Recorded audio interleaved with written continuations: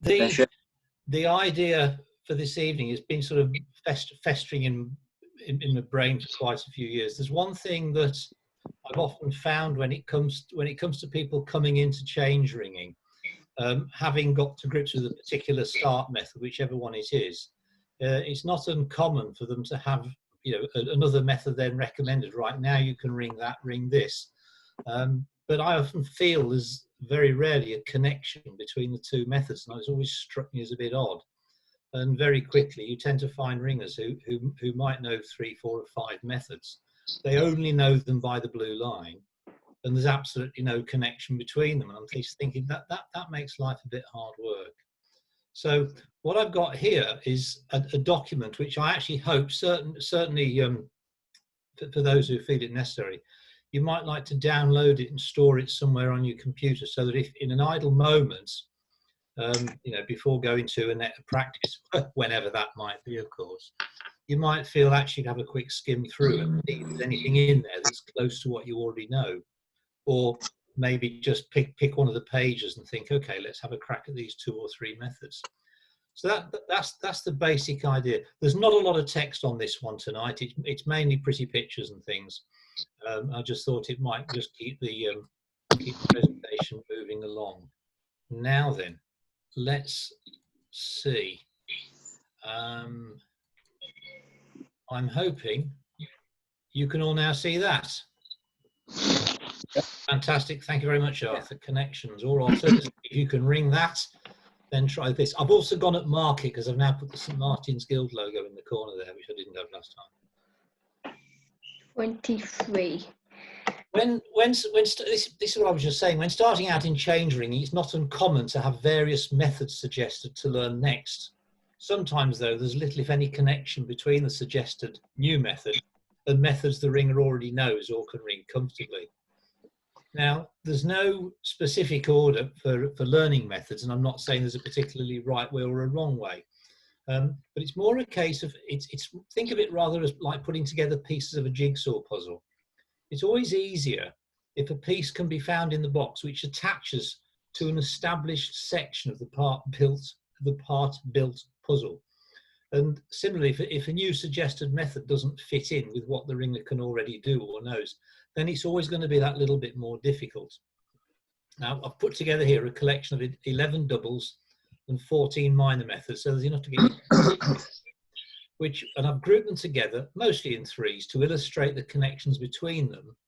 And you will see that some methods appear more than once. But when I say there's 14 minor methods, that is 14 individual minor methods. There's no repeats in there. It's also worth noting, it might sound an odd thing to say. I wouldn't suggest for a moment that anyone needs to set out and try and ring all these methods. I mean, there's no harm in doing that if you wish to.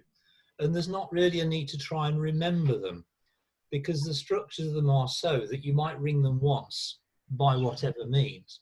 And then if, you know, sometime later you're asked if you can ring that particular method, you'll probably find a quick reference back to the blue line, and it'll quickly click that it's like something else you learnt or how you learnt it this time. And you know, you'll be able to, after a brief reminder, you'll be able to ring the method at very short notice. Sometimes actually, even while you're ringing, I can come to some examples of that a little bit later on. So let's start with everyone's favourite, plain bob doubles. Centre stage, how's that?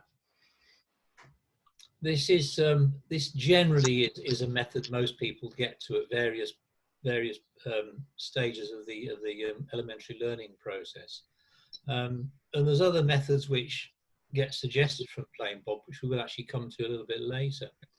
But before rushing off in that general direction, there's a couple of methods here I've parked either side, which are worth trying. It doesn't matter if you're not successful at them, and you don't have to try them with a view to remembering them. Reverse Canterbury does get mentioned from time to time. Can any of you spot the obvious difference between plain bob and reverse Canterbury? Yeah, making places in 3rd and 4th. That's it. That's the basic difference. That's all it is. And you know, they can argue whether you know this is too early to learn to ring places, but why not? They do come into other methods, and it's a handy substitution. And with regards places, they are a direct substitute for a dodge. So when you're in plain bob, if you're coming in on this line here and going out on that line there, you're in exactly the same position with reverse Canterbury there and there. So simple enough, straightforward enough, worth having a go at. I did actually look, because we discussed this a week and a half ago when I was presenting. I mentioned how reverse methods came about, and did actually say that yes, reverse Canterbury is the reverse of a method called Canterbury. And I thought about including that, and I thought, well, you know, if you want to try that, by all means do. But on that process, on that basis, if we go to the left-hand side and look at reverse bob, it is exactly what it says it is. It is plain bob reversed. If you were to take a vertical line down the middle of the two and flip the one over, it would sit on top of the other. If you feel you can ring that from memory without necessarily needing to sort of sweat over learning the line, some people can do that, some can't, but it's worth trying. You might surprise yourself. It's worth noting as well, one handy thing with reverse bob is that the dodges actually come in the same order as well. So whereas with plain bob on this, you know, you would do a 3-4 down dodge. There you are, same again there, although that's starting from the 5th, but you get the same basic idea. So where do we go from those two? It's worth mentioning that all these three methods, they basically work on the concept of always hunting from the front to the back every time. You're just having sort of an interruption on the way around. But there's quite a few methods you can ring whereby you won't necessarily find you go to the front to the back every time. And I thought about a way of introducing this. So I dug out these two methods here, Devon Place and Union Bob. And if we start with Devon Place, can you see what it basically revolves around? You see those places there? Mm. What place are they? 4th. Bingo, they're 4th place. So you can see there's a whole chunk of that method whereby you don't get to the back. Mm. When you do get to the back, you make up for all the other times that you didn't get there. Because in fact, you stay at the back for all the blows between the treble lying there and the treble lying there. Is anyone quick enough to tell me how many blows you're there for? Come on, Keith, you should be onto this. Well, I was going to say 6. No, 8. it's 8. Yeah, It's 8. There's 10 rows in a lead of plain doubles methods, and 2 of those blows are taken up with a treble. So that leaves 8. And the other great thing with this is also worth bearing in mind. Yes, it's good if you can count those 8 blows, but it doesn't matter if you lose count halfway through, because when you get to this point at the end here, the treble will come up to you. So you think, well, I've got to come out of the way and get back into all this plain hunting. So that's a simple enough method you could try. It doesn't matter if you don't remember it. And a variation on this is Union Bob, where we cut this plain hunting back a little bit more. That's just on 3 places, and that is literally just straight plain hunting. And the two 4th and 5th place at the back is just occupied with a couple of bells dodging. So there's 2 dodges before you do a lie, make 4th under the treble, then lie again, and 2 dodges. So that's all one nice chunk of work, and it keeps it all together. So there's a method you can think of in 2 halves. You've got 2 leads purely ringing at the back all the time, and 2 leads constantly on the front. And in learning it, what you might like to do is just say, well, can I ring 2 leads, maybe starting off the 4th, getting as far as there. Something like that. Break it down to chunks. I then thought it might not be a bad idea to reverse these, the reason which will become obvious when we get onto the next page. And I was trying to find the method which is reverse Devon Place, and I found it and was absolutely astounded to see the name of it.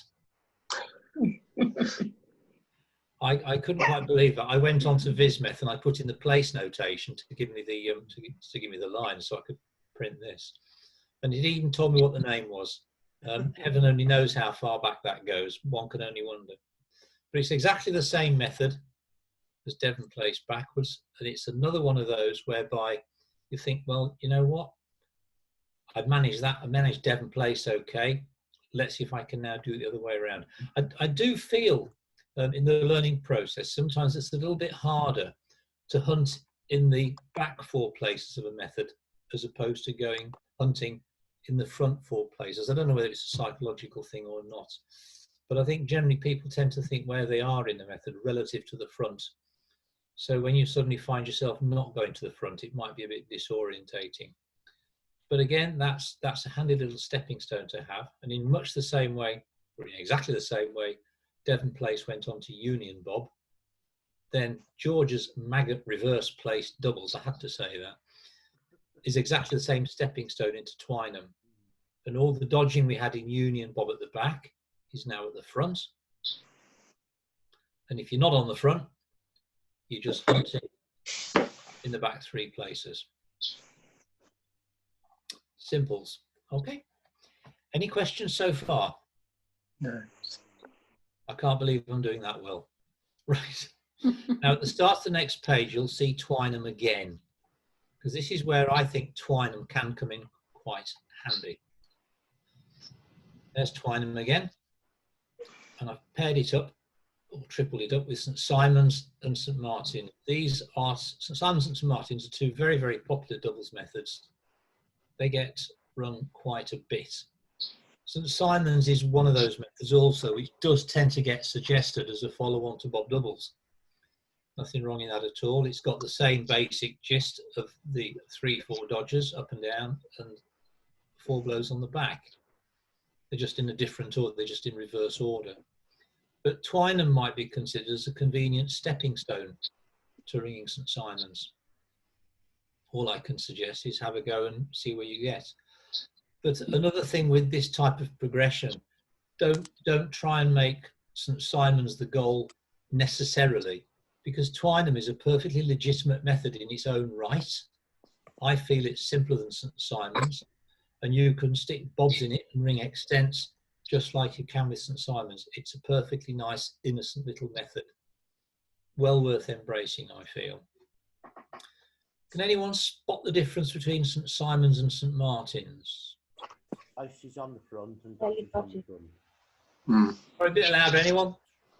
Hello? Can you hear me? Places as opposed to dodges. Yeah. You got it in one. You got it in one. And again, this is one of those things. Usually, once people have run St Simon's, to ring St Martin's, you shouldn't really need to study the blue line all over again, because it's only this little bit here which is different. And in like St Simon's, in exactly the same way that you have 2 bells interlocking horns, as it were, on the front, one doing a lead and a double dodge, and one doing a double dodge and a lead. With St Martin, while there's a bell doing a lead, a seconds and a lead, there's a bell doing the other opposite. In fact, I'm going to show off here for just a little second because I learned how to do this. There's a bell here doing that, seconds, leading again, seconds, lead, seconds, lead, and then off. Does that help?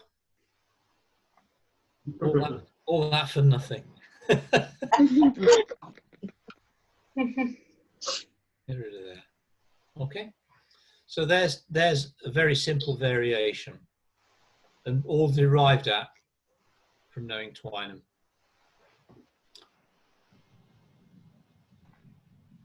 Just lose that. Right. Now on the next slide, you'll see St Simon's and St Martin's again. And there'll be some of you out there which were probably expecting this. I've put these 4 together because I feel that beyond plain Bob Granser and Stedman, these probably are the next 4 most popular methods that are rung. And how they're arrived at, we saw how there was the connection between St Simon's and St Martin's with the change in the plate, putting from the dodgers on the front to putting the placers.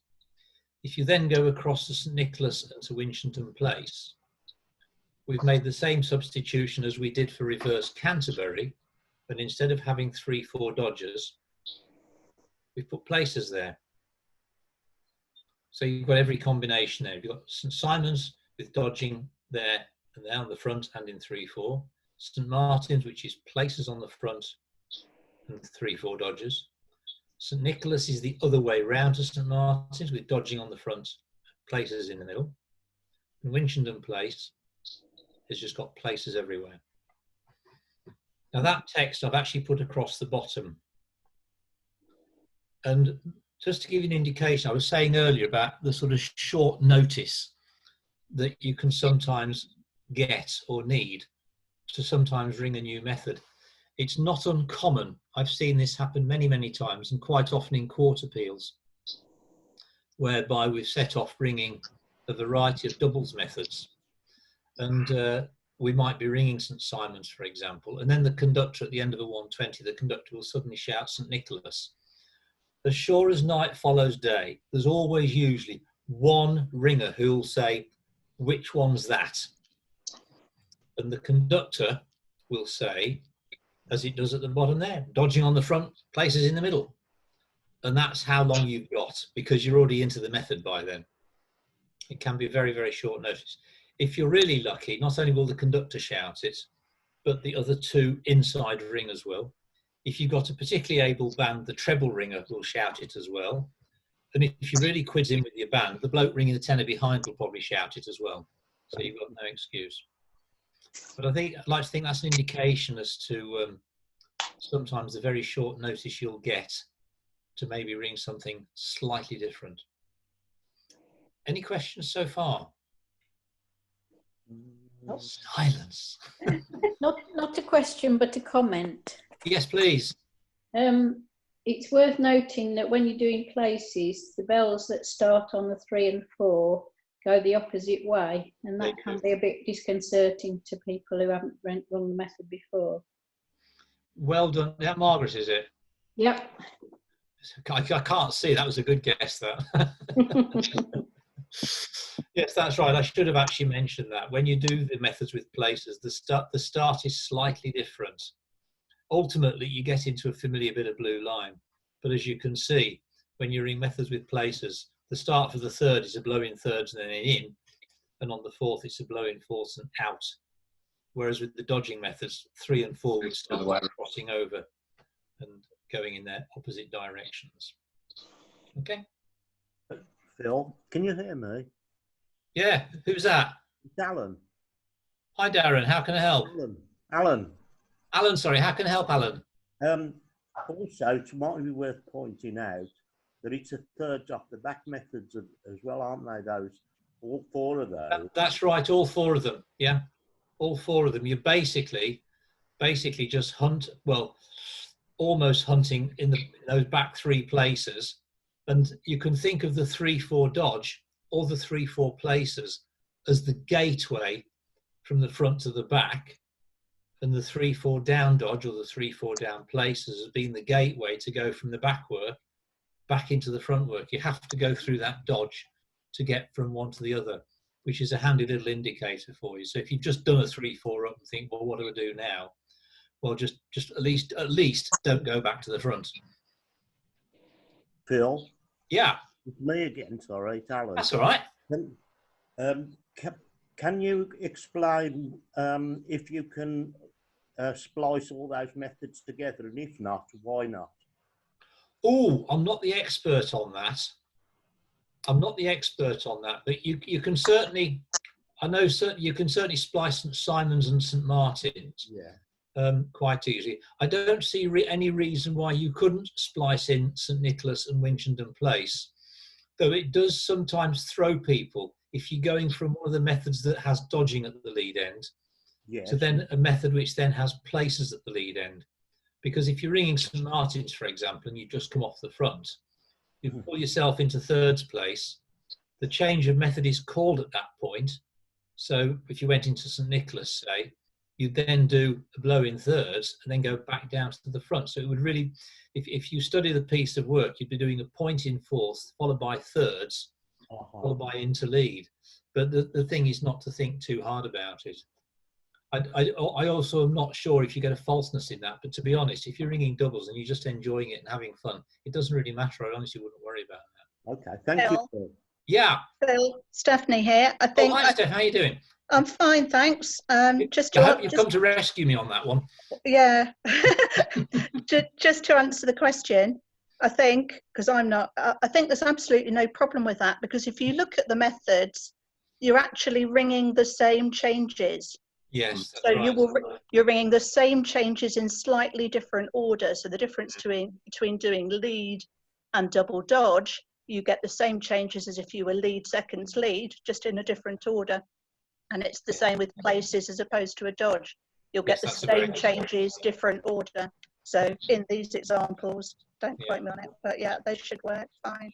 And for what it's worth, if you wanted to take these to a new level, let's just say, for example, you'd got to grips with St Simon's and St Martin's, you could actually just ring a plain course with starting with a lead of St Simon's, then have a lead of St Martin's, then back to St Simon's, then back to St Martin's again. Then it'll come round.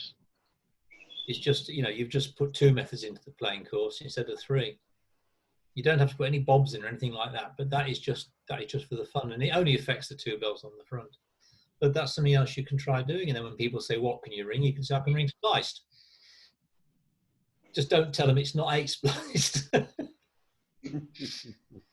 Okay, now that sort of concludes the doubles methods, but I think that's a nice place to get to because of the popularity of those methods, and they are very, very widely run. But I'd like to think I've sort of given you a slightly different route towards them as well. Okay. Next, Basto. You were all wondering how long it was going to be before Basto reared its head. Did I hear moans and groans out there? No, hurrah! Hooray! Fantastic, fantastic. I feel these days that a lot of people do actually now include Basto minimus at some point in the step progression towards bob doubles and other things. So I thought, well, it's not a bad idea just to have that as a starting point.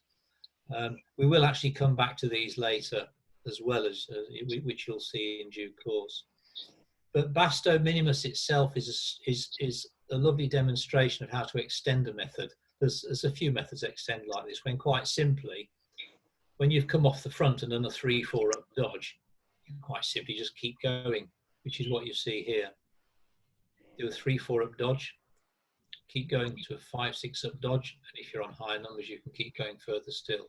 I do seem to remember I covered this off the last time I spoke, and introducing it as the general idea for treble dodging, which is what the treble does in surprise methods and the like, and it's purely Basto with a couple of dodges added in here. Again, don't worry about it at the moment. But again, you can do the same thing with Basto that we did with plain bob doubles and reverse Canterbury doubles at the start, in that there's this little method called Kent Little Minor, and it just substitutes that 3-4 dodge with places, just as harmless as that.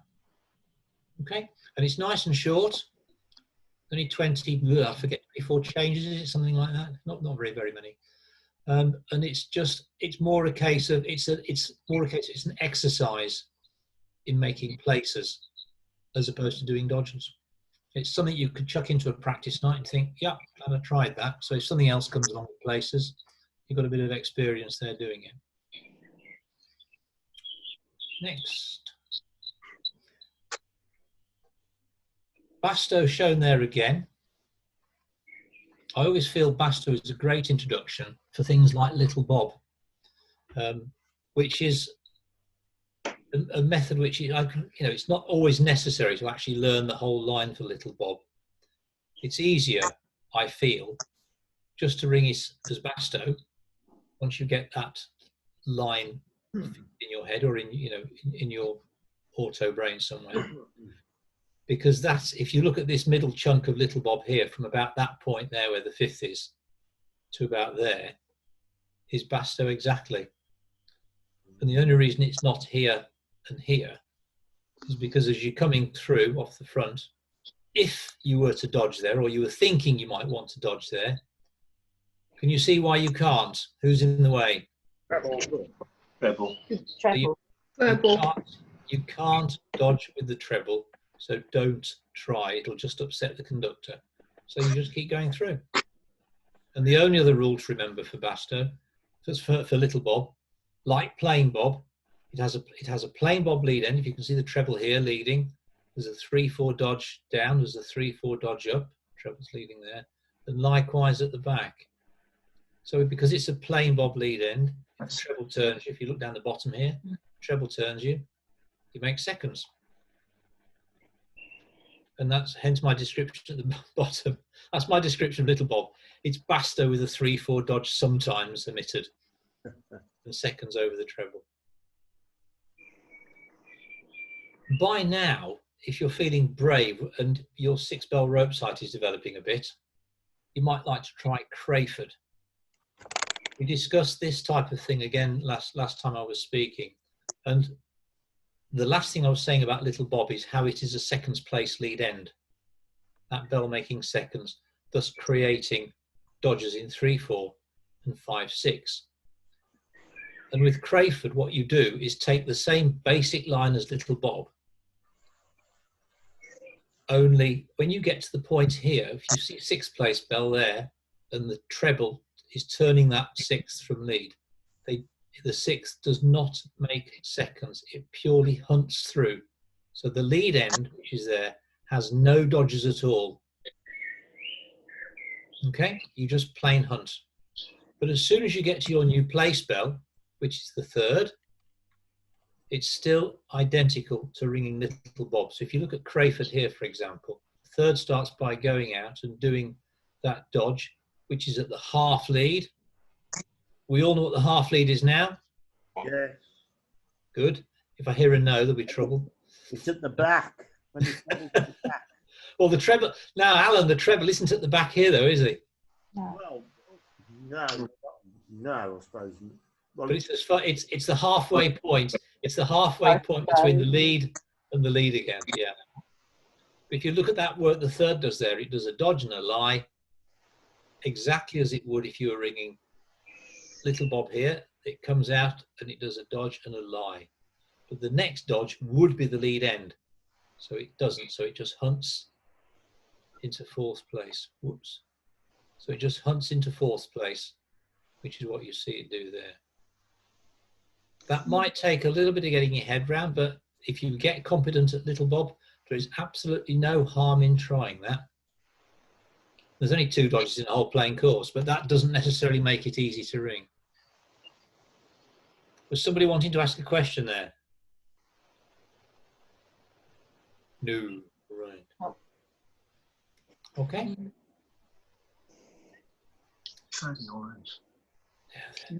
Plain bob minimus.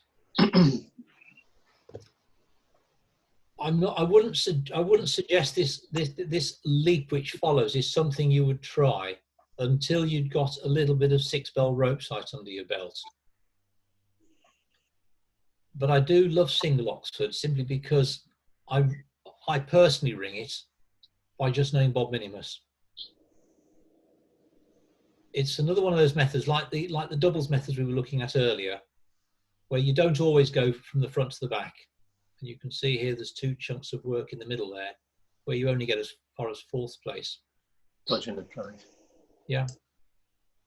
And like plain bob, it's a seconds place method. So that bell making seconds creates the lead end dodge in 3/4, there and there. And it also creates a dodge in 5/6, which is the middle dodge of those 3 there, and the middle dodge of those 3 there, which is why you could see the new place bells marked. And the simplest way of ringing is, I feel, I could be wrong, other people have different ways of doing it, and no one's right on this. I keep coming back to that. I think ringing these days is much more open to the idea that people have different ways of doing things. But as you know, I'm a great believer in why fill your head full of blue lines if you don't need to. But these bits in the middle here are exactly plain bob minimus. Now, if you take, for example, this point here, where you've just done a lead, you pass 1 bell before you do the treble. So you're straight away at the lead end. So you would do a 3/4 dodge. Now, if you were doing that in Bob Minimus, which is here, over on this side here, that's thirds, that's brings you up to this 3/4 dodge, after which you would make fourths and go back into lead. That is exactly what you do there. It is no different. And you pass the treble in the same place, coming away from the front as you do going back in again. And then the same thing happens again here, not in the same order, you do it the other way round, but you know, you can let the treble be your guide here. Again, you just run off the front, pass 2 bells, and then the treble. With Bob Minimus, that would mean you would make fourths before doing a 3/4 down dodge and going back into lead. And that is exactly, oops, what is happening there. Exactly what's happening there. And the only difference is, with regards to this back work here, is if you've been, let's look here, if you're 4th place bell, you can see yourself hunting out here. At about that point, you're in 4th place. See where my pointer is? You've still not passed the treble. So all you can do is keep going out to the back. And in doing so, you will do either a 3-pull dodge followed by a lie, or you will do a lie followed by a 3-pull dodge. There can only ever be 2 bells at the back. 5/6. 5/6. 5/6, Correct. 5/6. Yeah. And the question I often get asked is, well, how do I know? Do I start with a lie, or do I start by doing the 3 dodges?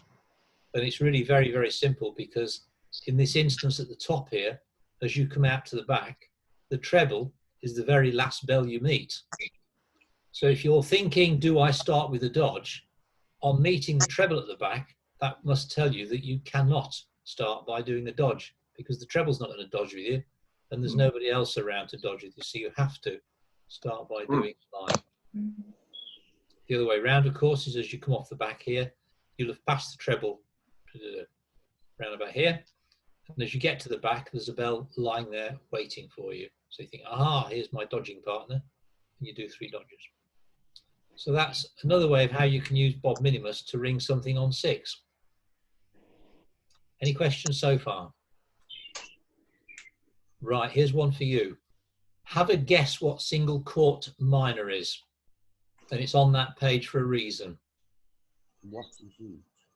You're always dodging 5/6 up or down. Yeah, except when. Something to do with the treble. And the treble comes up. Unless the treble's in the way. Yeah. Okay. Have a look at the lead end. Have a look at where the treble's leading here. What's going on here? What sort of lead end is it? Plain, Is it a seconds place lead end, or is it a plain hunt lead end? plain hunt. Okay. So Plain. what do you think the base method is for this?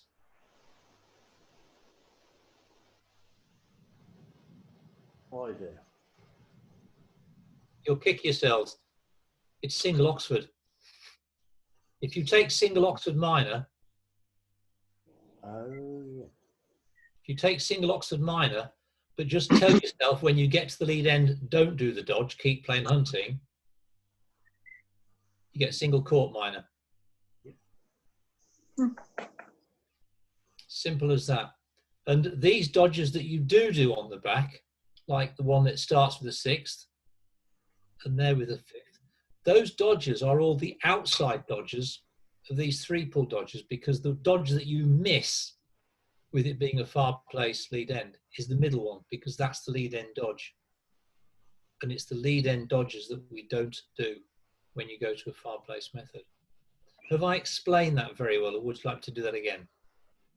Can you go through it again, please, Phil? Yeah. Yeah, no problem at all.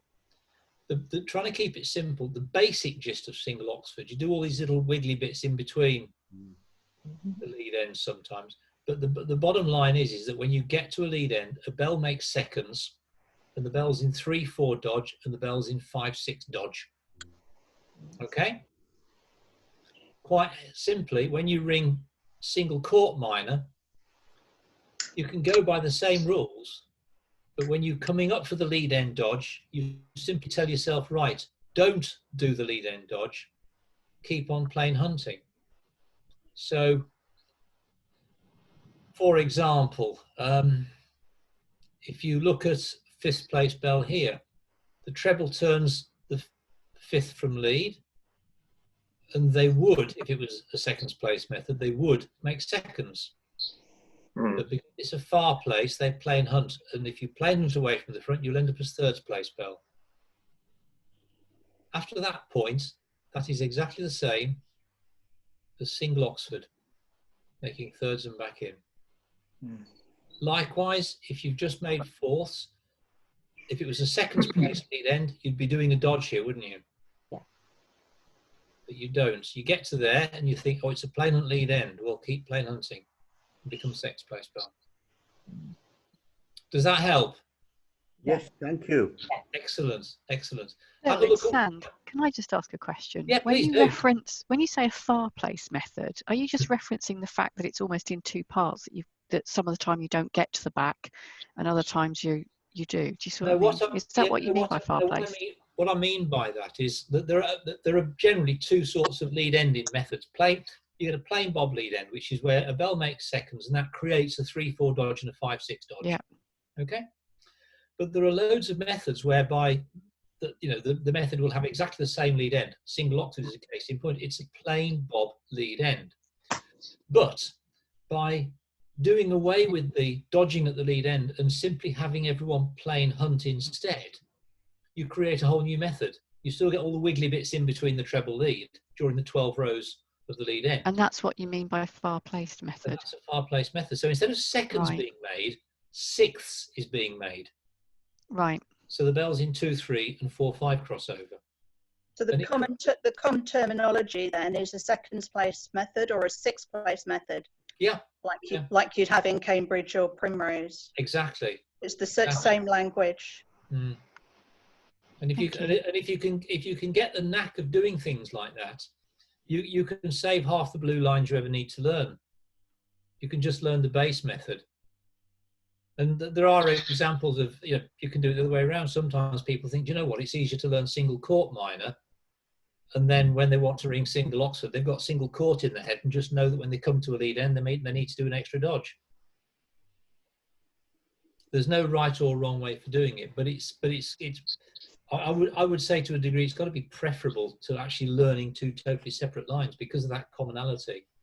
You can pick up a lot of common thread between the 2. Does that help, Sand? Yeah, that's great. Thank you. Excellent, excellent. Right. So, any further questions on that lot? Yes. Phil? Yeah. How much importance do you place on knowing place spells? Because if the conductor should scream at you, your whatever place spell, how much importance do you place on that? That is a tough one because I've got to be honest. I know Steph's listening to this and she'll strangle me when she next sees me. I won't say I try and get away with the bare minimum, but I genuinely, no matter how many years I've been ringing single Oxford, if suddenly somebody said to me, what's 3rd place bell single Oxford? Well, I know the start. I know it's 4th and then back into lead. But after that, I haven't got a clue because I just look at where the treble is.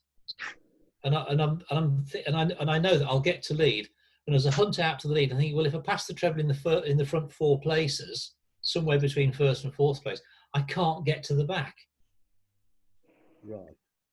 I would certainly say knowing your starts is certainly important. And in fact, on that front, generally, for I'd say a good 90+% of plain minor methods, there are only 2 starts you can have. One is what I would call a plain bob start, where everyone crosses, the treble goes out, the 2 goes in, the 5 comes in, the 6 goes out, and then you have places made in 1 and 6. And the only other start you would have, or the other popular start, is where everyone crosses over, but then the bell in 1st place stays put and the bell in 4th place stays put, thus creating a 5-6 dodge at the start. And in fact, if you look at single Oxford and single court, they both have that second type of start I was just talking about. If you look at the third in both methods, it starts by making fourths because of the dodge at the back. So as long as you can, it's handy if you can quickly recall the start of the method. But those are generally the only two starts you'll ever come across. It'll either be cross 1-6 or cross 1-4. There are others, but I'm blowed if I can think of them. They're that rare. Does that help? Thank you. I'll be testing you all on this when we get back together. Right, how are we doing? How are we doing? So now then, what's next up? Aha! Now we have single Oxford again here, and I've put this in because when you get methods like single Oxford, how shall I put this here? Yeah, if you look at single Oxford, one thing you might not have noticed is that in fact every time you're ringing the method bit that makes it single Oxford, i.e. all the triple dodging at the back and the 3-4 dodging and the fourths, you are always on the right side of the treble. Okay? All the fancy bits, all happening on the right side of the treble. Right. Can you all see what's happening if you're on the left side of the treble? Like this bit here. You're just plain hunting. Bingo. That's actually worth thinking about, because at least sometimes people tend to get to here and they suddenly start fretting and think, well, what do I do next? Well, as long as you know you're plain hunting below the treble, you haven't got to worry about it. And 9 times out of 10, by the time you then do meet the treble again, you're back into, right, I must be at the back doing my triple dodge, or whatever it is. Okay? Now, we've talked about lead ends, and a little bit when we were on Little Bob, we talked about half leads and things like that. Single Oxford is a method. There are many, many others like it where you can double it up and you get a method called double Oxford. Now, can anyone see initially how double Oxford is arrived at? The clue is in the name. Well, you've got double the amount of dodges. You have. Dodging at the front and yeah. That's probably the biggest clue. That's probably the biggest clue. Whatever you're doing at the back in single Oxford, you will end up doing at the front in double Oxford. Okay? And also, going back to single Oxford, if you look at this 3-4 dodge fourths there in the middle, you can see exactly that same piece of work here. Okay? And that point where it crosses the treble, that is the point at which that chunk of blue line up to that point, you could rotate and swing around, and it's now down here. Can you all see that? Yeah. Yeah. Now, this is the thing. I wouldn't advocate trying to ring double Oxford by knowing single Oxford and trying to do that in your head.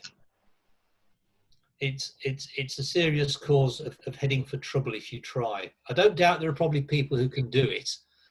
I couldn't, and I wouldn't recommend it. But equally, you could say on double Oxford, it doesn't look too difficult a line to learn, because you've got a whole lead and a half of triple dodging on the back with a place in front of the treble, and the same lead on the front, and you've just got these two wiggly bits in the middle. But where it can come in handy, at least initially, is if you know that it's based on single Oxford, you can at least tell yourself, well, single Oxford I know has triple dodging on the back, so I'm going to be doing it on the front. That's about all I can say for double Oxford, really. It's a very, very straightforward line. It is, a lot of people like it. Personally, I find it's quite a boring method, actually, because you only go to the back once in the whole playing course. But hey ho, it's worth getting to know. But getting the basics of where the line comes from can still help you again. And as we did single court from single Oxford, we can do exactly the same with double Oxford and go to double court.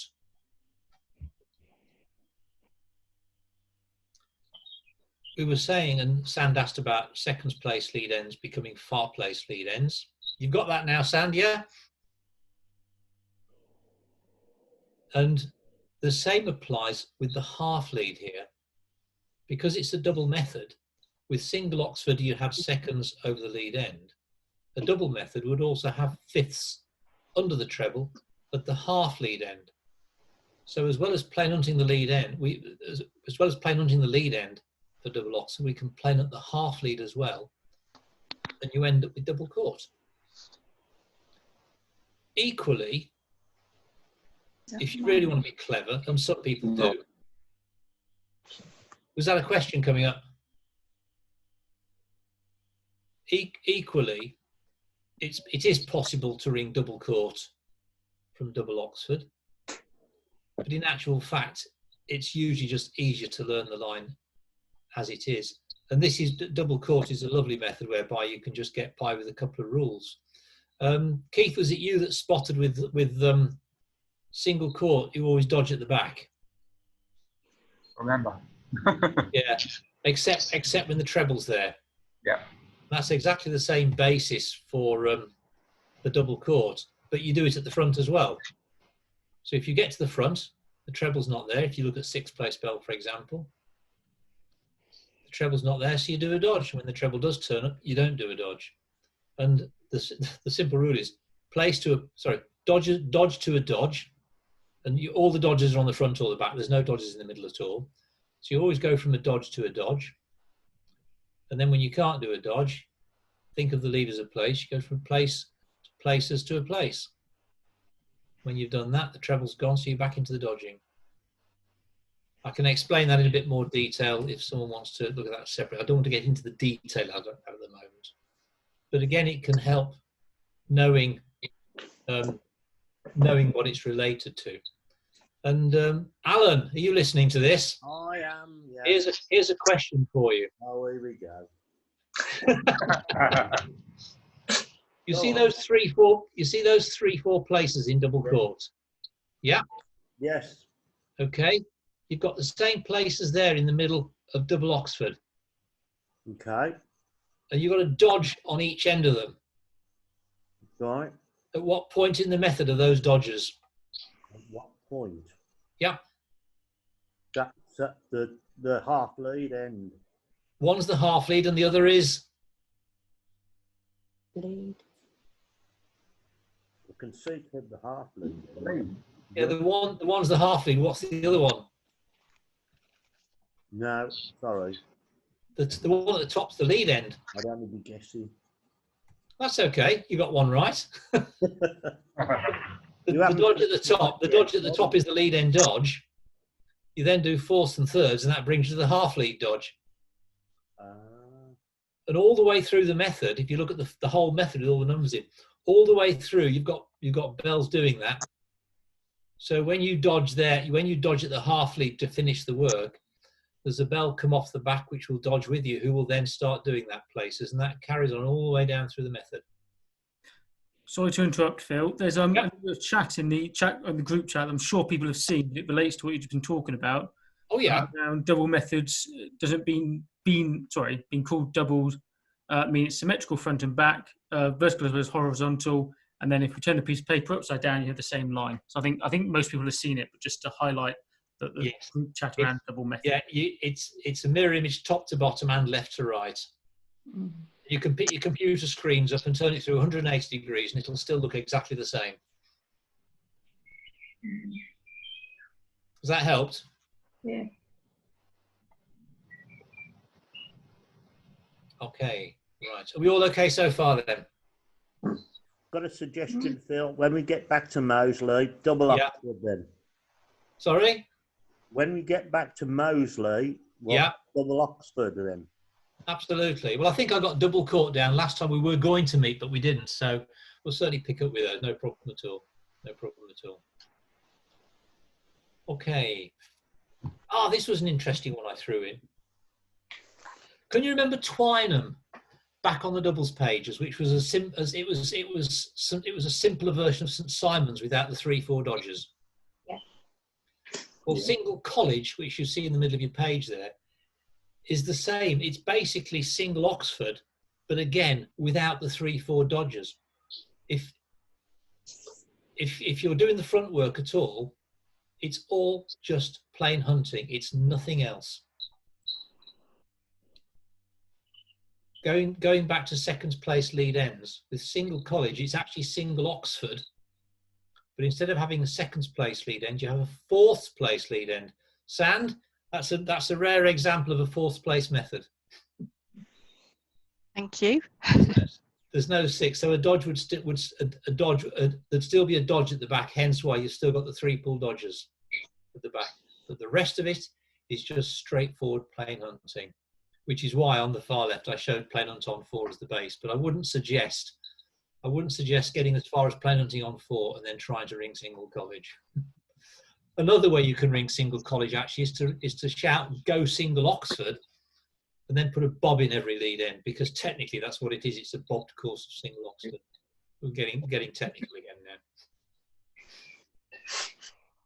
But one to try.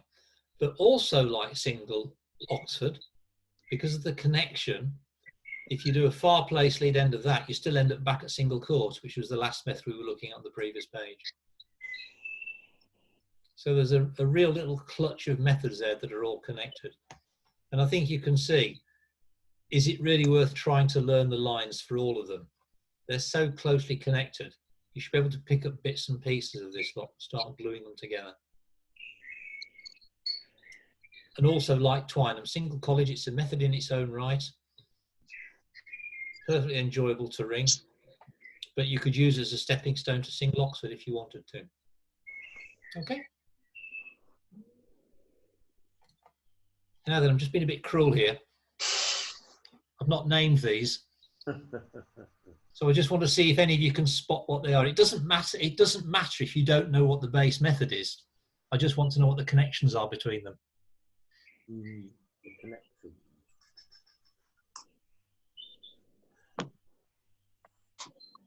Have a look at the one on the left and the centre first.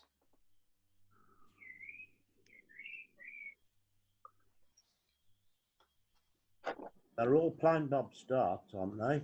Yeah, well done. That's the start. I hadn't thought of that, but that's a good start. But there's another connection. Yeah. The second one is a reflection of the first. Bingo. Well done. And the third one is the double version. Yeah. You got it. Actually, it's not the doubles version. You don't need the S on the end. It's the double version. Well spotted. So actually, the one on the left is actually straight plain bob minor. Margaret, was it you that said the reverse? Yep. Yeah. Now, if you look at the one in the middle, it's an exact reverse of the one on the left. Yeah. And again, if you want to have a try and ring that, have a go at not learning the line for it. See what you can do. I'm not saying you should be able to do it. Some people can, some people can't. But worth having a shot at. But when you then glue both of those methods together, as Graham rightly said, you then get the method on the right, which is double bob. So you get the second place lead end with the 3-4 and the 5-6 dodge. And when you get to the half lead, as you can see, thirds place bell here, you get thirds, you get fifths under the treble, and you'll get half lead dodges in 1, 2, and 5, 6. Sorry, 1, 2, and 3, 4. I do apologise. Dodges in 1, 2, and 3, 4. Would anybody like to know an easy way of ringing that, by the way? Yeah. Yes, please. Thank you. There's a few yeses. It's actually dead easy. Think of a dodge, or making seconds, or making fifths as doing something. Okay? And quite simply, rather like when one rings treble bob, you think of it as pass a bell, dodge with a bell, pass a bell, dodge a bell, pass with a bell, dodge a bell. It's pretty much like that. So starting at the second, you do a lead, and then you don't do something. But then you do something, which is your 3-4 up, and then you don't do something, which is your 5-6 up. You lie, you do a 5-6 down, which is your do something. As you come through 3-4, you don't do something, and so it goes on. And I'll admit it now, I've never rung it any other way because I can't learn that line. Something to practice in your own time, though. Something to practice in your own time. Okay, any questions on those? We've just come into the last slide now, you'll be pleased to hear. Oh. Ah, I know how disappointed you are. I thought I'd finish with this. All too often I find people dream of being able to ring Kent. I must admit I did when I was younger, and I never had it explained to me properly.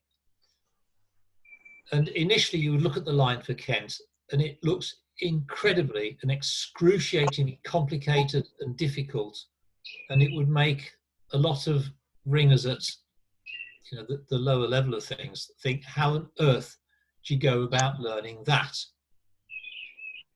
And as I've put in the text there, if you see where the blue line is dodging with the treble on the front there, and the same at the other end, those two dodges are the only thing in the entire playing course that you won't see in Basto or Kent Little over here.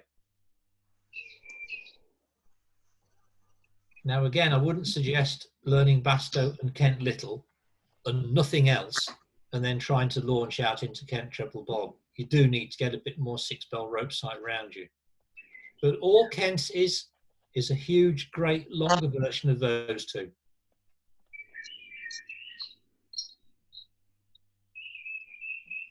And the only reason you need to know Kent Little, if you look at this first lead of Kent, for example, on the 6th there, that is exactly Basto. There's a slight difference in that you might meet the treble on your travels round, whereas in Basto you wouldn't. But it shouldn't alter what you do. That blue line that you're ringing is Basto exactly. And the only reason you need to put these places in here, just take my word for it, if you were to do a dodge there, you would have a repeated change. So the very simple rule is, as you come off the back, if you've got to the 3-4 position and the treble is still in front of you, then do places and then back to ringing Basto. Same again there, you're coming off the back, the treble's still below you, so you do places in. And it's for this lead, you dodge with the treble there, and it's for this lead, seconds, lead, seconds, lead, seconds, lead, seconds. That is exactly what the treble does in Basto and Kent Little. But that's all that is. Don't necessarily think of these methods as hard. I mean, some treble bob methods are hard. I used to be very, very confused because I thought treble bob methods were easier than surprise methods. And in fact, I could find you some treble bob methods which are excruciatingly hard compared to some very simple surprise methods. So, and then there's also a class of methods called delight on top of all that, and I never knew where they fitted in. It's just easier to think of methods as two sorts: plain methods and treble bob methods, and that'll save some confusion. So as far as the method side of thing goes, there's just a little bit of text just to finish off there.